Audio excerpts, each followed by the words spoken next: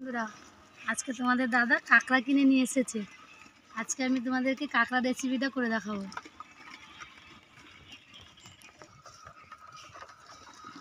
আমি কাঁকড়াটাকে ভালো করে এখন কেটে ধুয়ে পরিষ্কার করে নেব, তারপরে দেখাবো।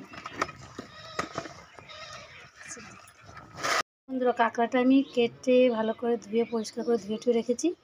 আর এদিকে এই যে মশলাটা সব করেছি, এগুলোকে মশলাটাকে একটু পেস্ট করে নেবো। আর আমি কাঁকড়াটা কিন্তু শুধু করবো না, আলু দিয়ে করবো। এবার আমি এগুলো একটু গুছিয়ে নিই, তারপর আবার দেখাচ্ছি। অপেক্ষায় থাকো সবাই।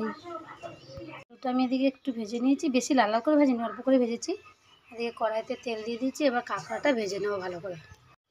জিরে তেজপাতা একসঙ্গে দিয়ে দিলাম কড়াইটার মধ্যে।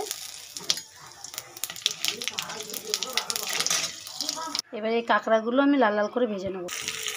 কাঁকড়াগুলোকে আমি বেশ ভালো করে ভেজে নিয়েছি। এবার মশলাটার মধ্যে দিয়ে দেবো। মশলাটা দিয়ে দিয়েছি, এবার এটাকে ভালো করে সুন্দর করে কষিয়ে নেবো।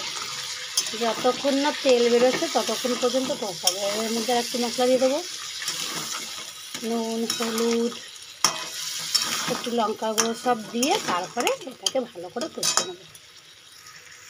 দেখো আমার কাঁকড়াটা মোটামুটি হয়ে গেছে। এবার গরম মশলা দিয়ে নামিয়ে দেবো।